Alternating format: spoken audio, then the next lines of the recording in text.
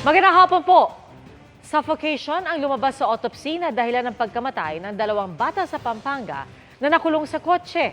Pero hindi kumbinsido ang mga kaanak nila na walang foul play. Nakatutok si Jamie Santos. Sa isang iglap, maagang binawian ng buhay sina Darrell Alivio, 3 taong gulang, at Marvin Bula, 2 taong gulang. Sila ang magpinsang nakulong sa nakaparadang kotse sa Barangay Malabanias, Angeles, Pampanga. Siyempre pinalaki namin po. Sobrang tagal ng palaki namin tapos ganyan lang mangyayari. Magigulat ka, wala man isang araw, ganun lang, patay na, wala nang kabuhay. Nahagip ng CCTV footage ang 2 bata na naglalakad sa paligid ng kotse pasado 9:00 ng umaga kahapon hanggang umikot sila sa kanang bahagi ng sasakyan. Hindi na nakita sa CCTV ang mga sumunod na nangyari. Pero sa puntong ito, sinasabi ng pulis na pumasok ang 2 bata sa pinto ng passenger seat sa unahan. Mula noon, hinanap na sila ng mga magulang. Inabot ng mahigit 4 na oras bago natagpuan ang kanilang katawan. Batay sa investigasyon, ang kotse ay ipinapasada sa ride-hailing app ng isang lalaking residente roon. Pag-aari naman ng ama ng kanyang nobya ang kotse. Anya, walang may kagustuhan ng nangyari. Nangihingi po ako ng sorry, ng dispensa. Hindi ko po kayang gawin na pumatay na isang tao din. Kung ano po yung kapupuntahan nitong pangyayaring to, haharap po ako. Nakaburol na sina Darrell at Marvin. Giit ng kanilang mga kaanak, hindi raw sila nagpabaya. Lumabas na rin ang resulta ng autopsy sa kanilang ikinamatay. Yung suffocation po, ang lumabas sa autopsy. Hindi naman matanggap ng mga kaanak ang resulta ng autopsy. Yung anak ko, yung dugo niya sa kamay, sa damit, tas maraming pasa. Magpapatulong daw sila sa Commission on Human Rights o CHR para mag-imbestiga at i-autopsy ulit ang mga bata. Gusto rin daw nilang makita ang buong kopya ng CCTV para makita ang lahat ng pangyayari. Muli namang iginiit ng kampo ng nagmaneho ng kotse na aksidente ang nangyari. Wala namang po may kagustuhan na mangyari yung ganun. Tsaka sa ibang mga magulang, lingabi po nila yung mga anak nila. Nagpapatuloy ang investigasyon ng mga otoridad. Para sa GMA Integrated News, Jamie Santos, nakatutok 24 oras. Pinagtulungan ng 2 barko ng China Coast Guard ang pagbomba ng tubig sa resupply boat ng Pilipinas sa Ayungin Shoal. At sa tindi ng pag-water cannon, ilan sa mga sakay na Pinoy ang nasaktan. Nakatutok si Darlene Kai.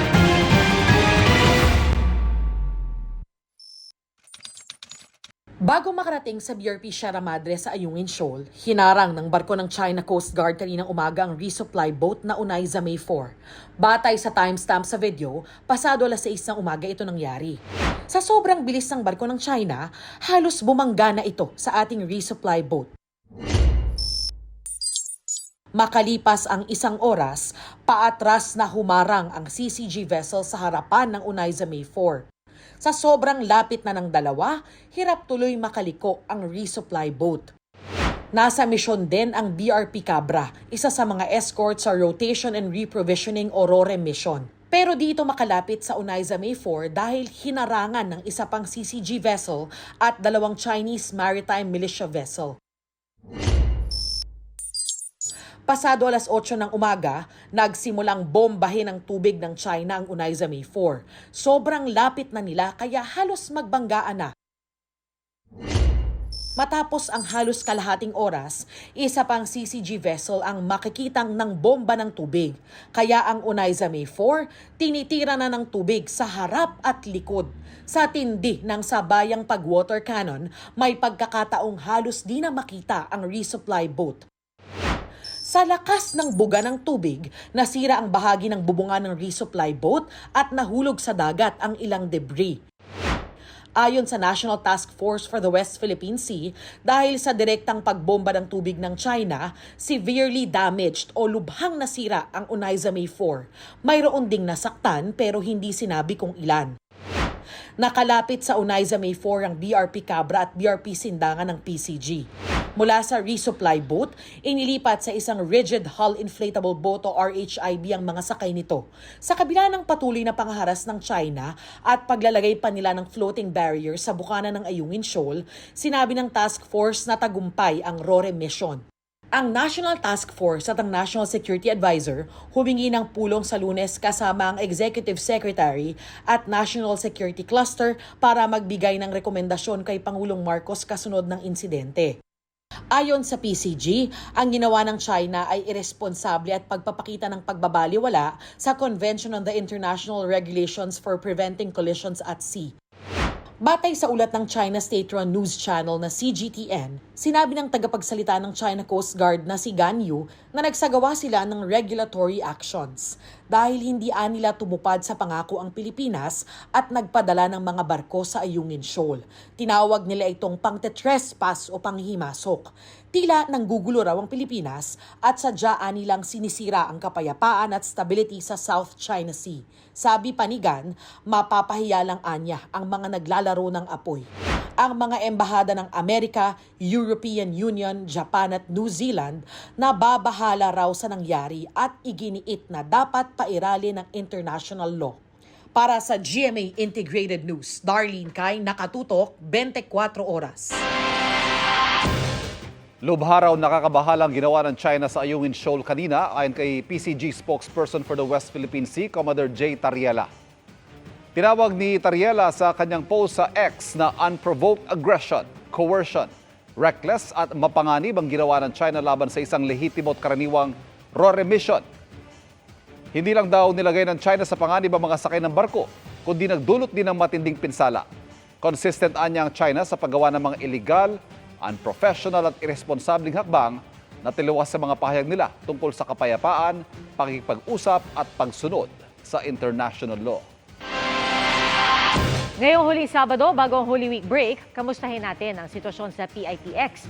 Dagsana nga ba ang mga pasahero? Nakatutok live si Jamie Santos. Jamie, kamusta dyan? Pia, nagsisimula nang dumating ang mga pasahero dito sa PTEX ngayong Sabado. Kahapon, pumalo na sa 130,000 passengers ang dumating sa terminal. Mas mataas sa normal average na 110 to 120,000 passengers.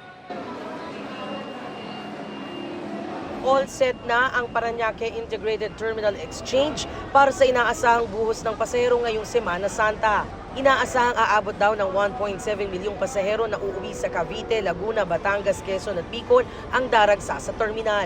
Ayon sa pamunuan ng PTEX, handa na ang mga bus sa terminal para sa ligtas na paglalakbay ng mga pasahero para sa Holy Week. Para tiyakin ang seguridad at kaligtasan ng mga biyahero, bukod sa security ng terminal, may assistance desk na ang PNP rito. Mahigpit din ang inspeksyon sa mga malalaking bagahe ng mga pasahero. Pinapaamoy pa ito sa K9 dogs. Mas maganda nga yun. Kasi at least secure yung mga bumabiyahe. Safety na makakarating. Bakit po inagahan na natin ngayon, sir? Mahirap pakipagsiksikan. Kaya nauna na po kami. Sa daet po. Opo. Panay din ang ikot sa terminal ng mga tauhan ng PNP.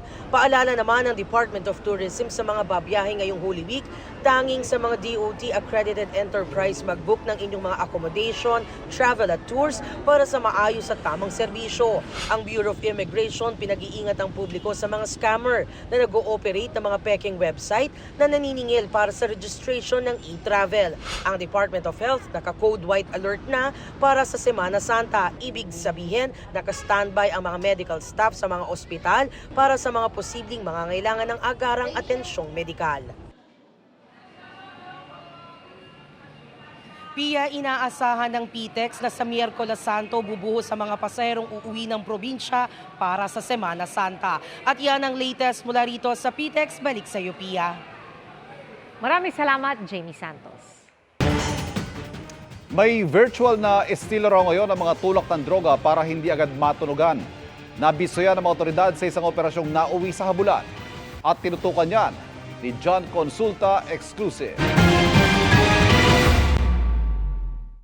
Ito ang aktual na video code ng target na umanitulak sa undercover ng Regional Drugs Enforcement Unit ng NCRPO kung saan nagpakitaan ng droga at pera ang magkabilang panig bago tuluyang natuloy ang transaksyon.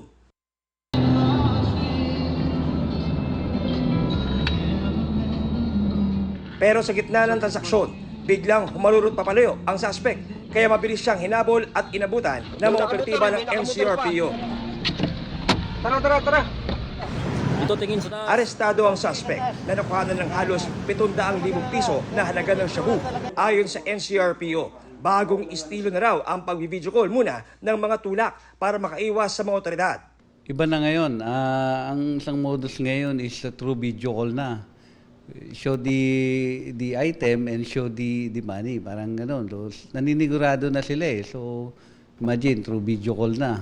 Kailangan mapakita mo yung item na binibenta nila. Then, mapakita rin yung pera na supposedly pangbili. Giit ng suspect na damay lang siya sa nangyaring transaksyon. Hindi po sir. Hindi po sa akin yun sir.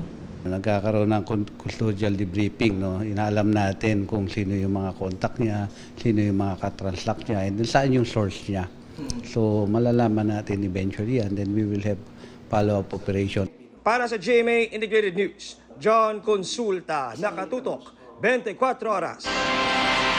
Hustisya ang panawagan ng pamilya ng isang lalaking walang awang pinagbabaril sa Tondo, Maynila. Ang mga suspect na kunan pang tila kampanteng naglalakad paalis sa crime scene. Nakatutok si Jomer Apresto. Dead on the spot ang lalaking ito matapos pagbabarilin sa Barangay 118 Tondo, Maynila nitong Biyernes ng madaling araw. Bago ang insidente, nahagi pa sa CCTV ang paglalakad ng 5 suspect papunta sa Street A. Pagdating sa dulo, bumunot ng baril ang isa at ilang beses pinaputukan ng biktima. Maya-maya bumunot din ng baril ang isa pang nakapula at pinaputukan din ng lalaki. May narinig kami sunod-sunod na putok. Mga 6 na putok yun, Tapos pinapunta ko sa tanod ko, yung lugar kung saan nanggaling yung putok. Pagpunta niya, may nakabulagta ng tao. Ayon sa pulisya, puro sa ulo ang tama ng biktima.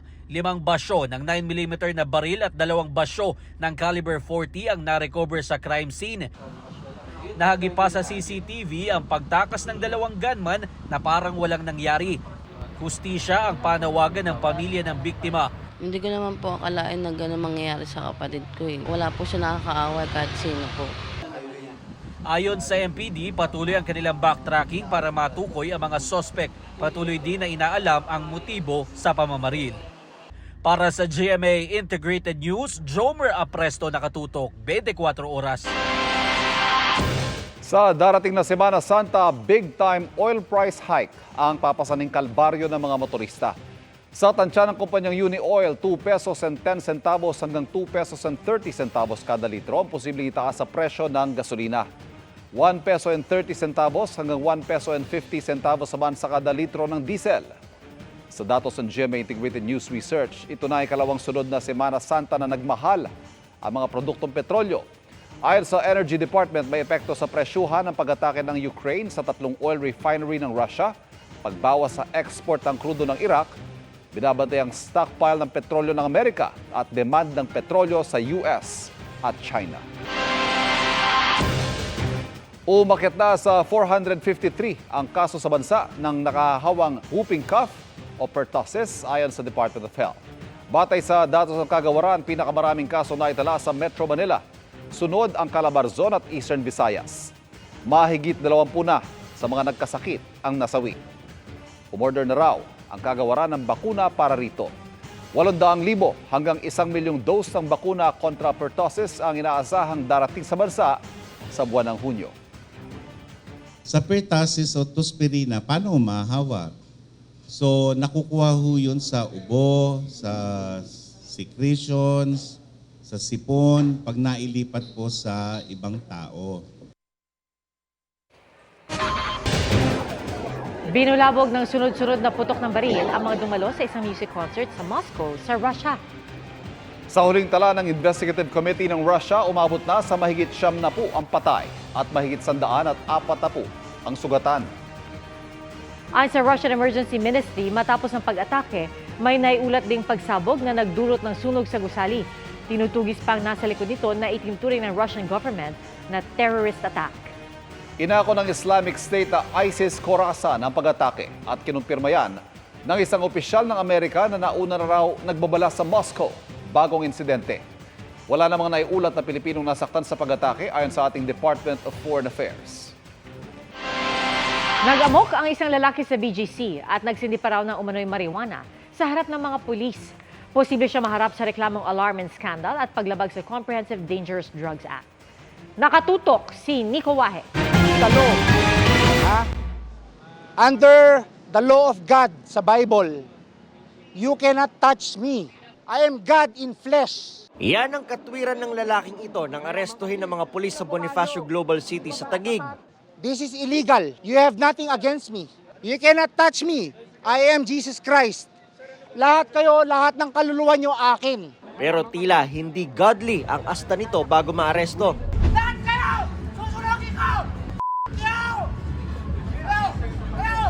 Nagmumura at nagbabanta ito ng makuna ng video.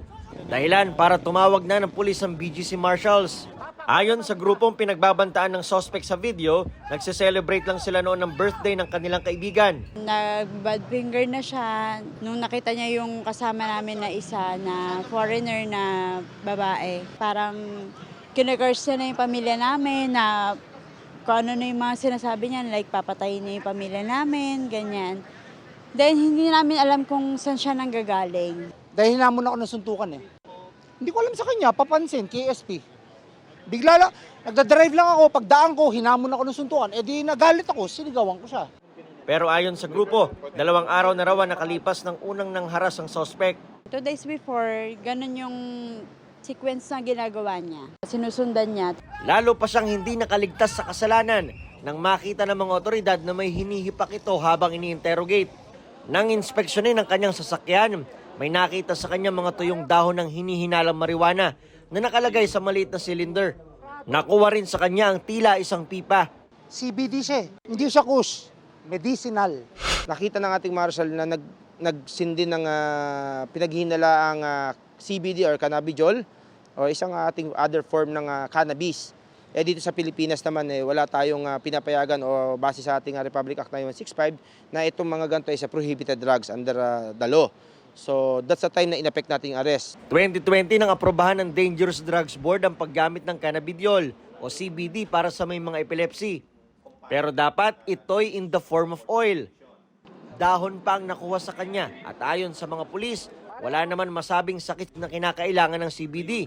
Nananatili pa ring illegal at for compassionate use lang ang paggamit ng medical marijuana sa Pilipinas. Kailangan din ng permit mula sa Food and Drug Administration sa paggamit nito.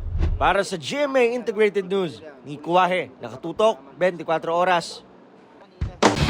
Nanaig ang kupunan ng Kolehiyo de San Juan de Letran kontra sa University of Perpetual Health System DALTA sa Junior Men's Basketball Finals ng NCAA Season 99.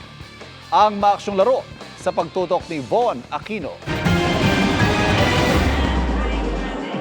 Sa paghaharap sa do-or-die game ng Colegio de San Juan de Letran Squires at University of Perpetual Health System DALTA Junior Altas sa NCAA Season 99 Juniors Basketball Finals. Umpisa pa lang ng bakbakan, napuno na ng excitement ang PhilOil Eco Oil Center sa San Juan. Unang nakapuntos ang Junior Altas, pero hindi nagpatinag ang Letran Squires kaya't nakuha nila ang first quarter sa score na 24-18. Pagpasok ng second quarter, lalong lumaki ang lamang na Letran Squires kontra Junior Altas at napanatili ng Letran ng 11-point lead hanggang third quarter.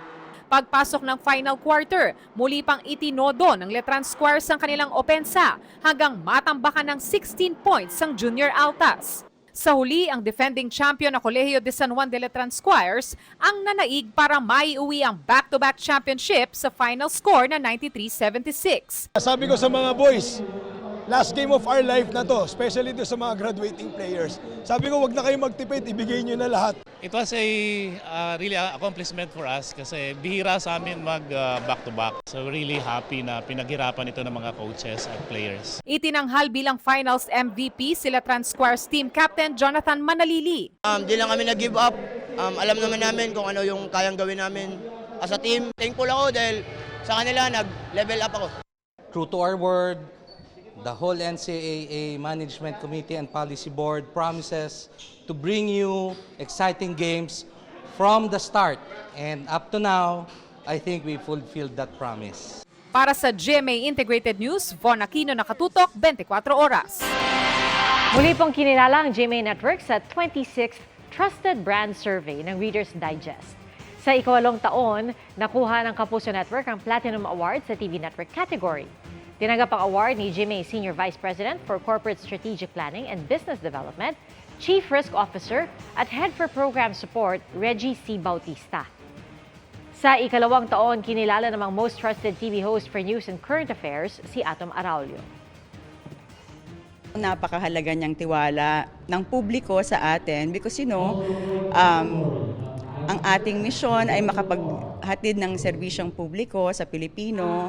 Kaya yung tiwala, pinapahalagahan talaga natin at inaalagaan natin. We believe that we continue to be relevant, and by producing meaningful and timely stories, we hope to earn more trust among the readers, our viewers, and the public.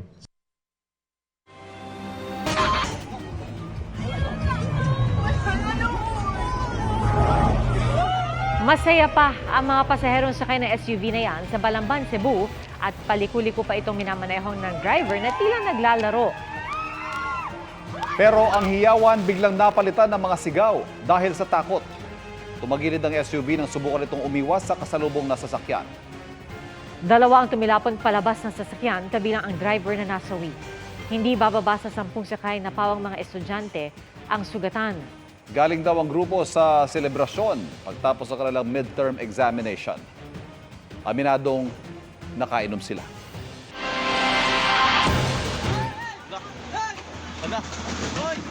Kasagsagan ng sunog sa Bantayan, Cebu pero ang isang truck ng bombero na humarurot, wala palang nagmamaneho. Nakatigil dapat doon ang fire truck para magkarga ng tubig. Bumaba pala ang driver nito para tumulong pero nagulat sila nang umabante ang truck at bumangga sa mga residente. Patay ang 62 anyos na lalaking tumutulong noon sa mga bombero. 15 residente pa ang sugatan. Nagpaabot na ng tulong pinansyal sa mga biktima ang LGU. 5 bahay naman ang natupok sa sunog na inaalam pang sanhi. Nahati ang katawan ng isang lalaki matapos madaganan ng bato sa Batangas. Sa Negros Occidental naman, nasawi rin ang 2 lalaki matapos makuryente. Paspasan natin ang mga balita sa probinsya. Lalaki nahati ang katawan matapos mabagsakan ng malaking bato at maipit habang nasa backhoe sa Tuy, Batangas. Ayon sa pulisya, kumakain ng tanghalian ng 34 anyos sa backhoe operator. Posibleng lumambot daw ang lupa sa gilid ng bundok, kaya nahulog ang bato. Nakipag-ugnayan na ang may-ari ng quarry site sa mga kaanak ng biktima. Rider patay matapos mabangga ng van sa Concepcion, Tarlac. Ayon sa pulisya, sa lakas sa pagkakabangga, nahulog ang 33 anyos sa biktima sa kanal. Nag-uusap na ang pamilya ng biktima at driver ng van habang nagpapatuloy ang investigasyon. Sa Concepcion, Tarlac pa rin, 2 sugatan sa banggaan ng 2 tricycle. Halos bumaligtad ang isa sa mga tricycle. Dinala sa ospital ang mga biktima. Nagpapatuloy ang investigasyon habang nakatakdang mag-usap ang 2 panig. Magbayaw sa Kabangkalan City, Negros Occidental, patay matapos makuryente. Ayon sa pulisya, naghuhukay ng balon ng mga biktima na madikit sa live wire ng kuryente, ang tubong gamit nilang pang-drill. Dead on the spot ang 2 na nagtamo na malubhang paso at sugat. Estudyante nagmomotor, patay matapos mabangga ng bus sa Victoria, Northern Samar. Base sa investigasyon ng pulisya, nag-overtake ang bus sa isang humintong bus. Saktong biglang tumawid ang motorsiklong minamaneho ng biktima. Sumuko sa pulisya ang driver ng bus. Sa mga naghahanap ng oportunidad abroad, nangangailangan ngayon ng Cambodia ng Pinoy English teachers. Kung paano mag-apply, alamin sa pagtutok ni Jonathan Andal. 6 na taon ng English teacher dito sa Cambodia ang Pilipinang si Dorothy. Malayo raw sa sweldo niyang 3,000 piso kada buwan nung nasa Iloilo pa siya bilang SPED teacher. Ang buwan ang kinikita niya ngayon sa Cambodia na mahigit 40,000 piso. We want the seat to hear the crickets. $800 to $900. Sa Pinas kasi para mahirap magturo sa special education. Dito, they give a lot of opportunities for special teachers. Ang Pinay din na si Lovie May, dating English teacher dito sa Cambodia. Ngayon, may sarili na siyang private school. Actually, I am a civil engineering graduate. Yeah, so when you come here in Cambodia, even if you're not a teacher, you can be a teacher. You just try and study and qualify yourself as a teacher if you want to go, higher level. Ang good news sa mga gusto ring magtrabaho rito bilang guro, naghahanap ng mga Pilipinong English teacher ang Cambodia. Naghahanap pa rin po sila ng mga teachers dito sa Cambodia. Gusto nila yung English natin. Mas naiintindihan nila, I guess, kaysa sa mga Amerikano kasi accentless tayo. Sa website ng DMW o Department of Migrant Workers, pwedeng maghanap ng job posting. Kailangan dumaan sa lehitimong recruitment agency dahil bawal dito ang direct hire. Sa ngayon, may halos 6,000 OFW dito sa Cambodia. Karamihan sa kanila mga teacher. Kahit staff sa Senado ng Cambodia, Pinoy ang nagtuturo ng Ingles. Mula po rito sa Phnom Penh para sa GMA Integrated News, Jonathan Andal, nakatutok, 24 oras.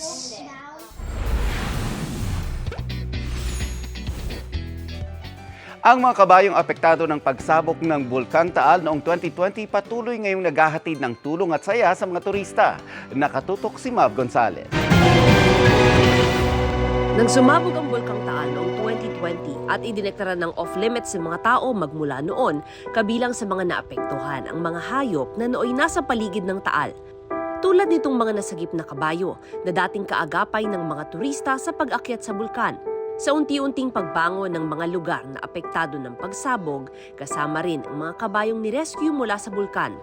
Unti-unti ring nabubura ang kanilang takot dahil sa dinanas na kalamidad. Ang atin pong mga kabayo nung bagong putok ang bulkan, sila po'y naging mailap at nagiging parang agresibo. Ngayon, nagbibigay sila ng saya sa mga turista sa Tanawan City.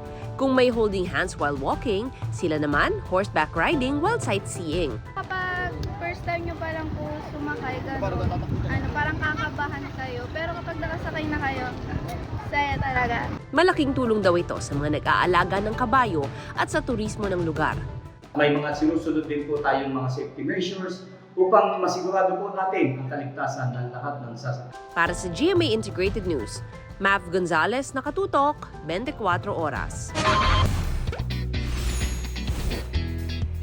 Bukod sa mga sikat na beach, may pambatong ilog din daw ang Cebu na swak sa mga gustong magtampisaw ngayong opisyal nang idineklara ang tag-init. Yan po ang mahigit sa 1 kilometrong Boho River na binigyan ng Best Tourism Village Award ng UN World Tourism Organization. Refreshing talaga dahil napalilibutan din ng mangrove forest ang yamang tubig na paboritong stopover ng mga migratory bird. Lahat yan maaari mong saksihan sakay ng pambot. At sa nakabibighanin nitong ganda, mayroon nang nagdaos dyan ng kasal. Paalala po ng mga nangangalaga rito sa lahat ng gustong bumisita, panatilihin itong malinis. Opisyal ng Semana Santa bukas, linggo ng palaspas at kabi-kabila na ang paghahanda. Kasama na riyan ang pagbebenta ng palaspas na kasing taas ng tao. Narito ang report. Di basta-basta ang tindang palaspas sa Santo Domingo Church sa Quezon City. Ang isang ito sing taas ng tao at nagkakahalaga ng 700 piso. Mabili na rin ang mga palaspas sa Gamo Isabela, Lawag Ilocos Norte at sa Balanga Bataan. Sa Batangas City, magdamagan na ang mga gumagawa ng palaspas. Pero kung sa ilang lugar, for sale ang palaspas, sa Barangay Addition Hills sa Mandaluyong, dinubog ang mga palaspas na libreng ipinamigay. Sa Samal Bataan, maririnig ang recorded na pasyon imbis na pabasang inaawit ng mga deboto. Sa Calabanga, Camarines Sur, naghahanda na ang nasa 300 kalahok sa Pasyon ni Cristo o Passion Play. Sa Limanan, Camarines Sur, inaasahan naman ang pagdagsa ng mga deboto sa isang pilgrimage site sa bayan ng Libmanan. Makikita rito ang 13 haligi ng mga disipulo na may taas na mahigit 8 metro at ang Bulalakaw Hills na may 117 steps patungo sa tuktok. May mga nagbibisita iglesia na rin sa Pangasinan. Isa sa pinakasikat na dinrayo roon ang Minor Basilica ng Our Lady of the Holy Rosary of Manawag. Sa Pasukin, Ilocos Norte, dinadalaw ng ilang deboto ang pilgrimage site ng Cruz na Bato na nasa mahigit 100 taon na raw. Ayon sa caretaker nito, taong 1940 pa raw nang buhatin ito pababa mula sa isang bundok sa bayan ng Bintar.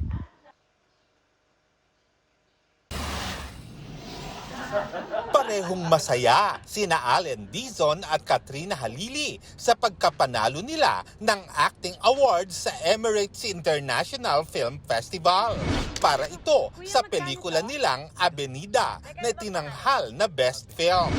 Hindi namin na-expect na manalo kaming dalawa and Ginawa namin yung best namin. Blessed kami na napasama sa napakagandang pelikula ng Direk Louie Ignacio. Yung manalo ka ng award na parang talagang na talagang ang dami, nag-screening sila, di ba? Parang ang daming mga naming kalaban. So, ang hirap din po na para mapansin ka eh. So, happy ako. Sobrang saya.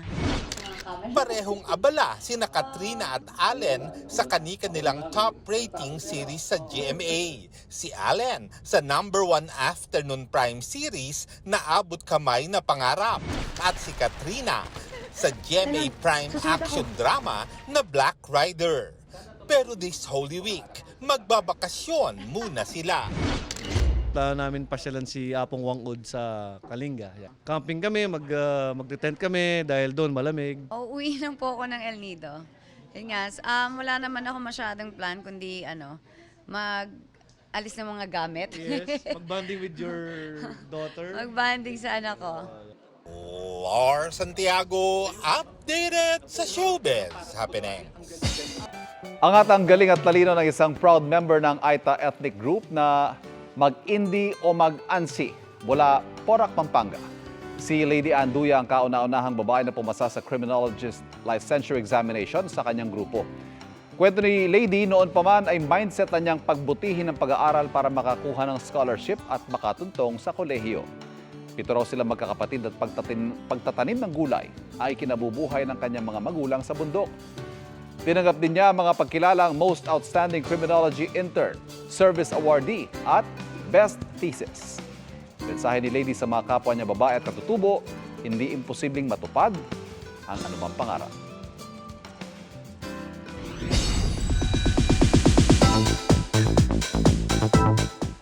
Quick rundown ng showbiz happenings. What's up, Philippines? It's Olivia. I am so excited to see you soon. But before that, my new song, May Obsessed. special greeting It's para all sa yours. Pilipinas si Olivia Rodrigo. Walang specific details na ibinigay si Olivia. Pero while waiting, pwede raw munang i-play on loop ang kanyang single na Obsessed. Nauna nang sinabi ng singer na gusto niyang mag-perform sa Pilipinas at nagpahiwatig din na magkakaroon ng tour stop dito. Pasok naman si Marina Summers sa top 4 ng RuPaul's Drag Race UK versus the World. Sa episode ngayong linggo, nagsuot si Marina ng tradisyonal na yakan wedding ceremony attire para sa kategoryang runway na Take Me Up the Aisle. Nag-post si Marina ng iba pang mga snaps sa kanyang IG at sinabing hindi lahat ng kasal ay puti. And that's my chika this Saturday night. Ako po si Nelson Canlas. Pia, Ivan? Thank you, Nelson. At yan po ang mga balita ngayong Sabado para sa mas malaking misyon at sa mas malawak na paglilingkod sa bayan. Ako po si Pia Arcangel. Ako po si Ivan Mayrina mula sa GMA Integrated News, ang News Authority ng Pilipino. Nakatutok kami 24 oras.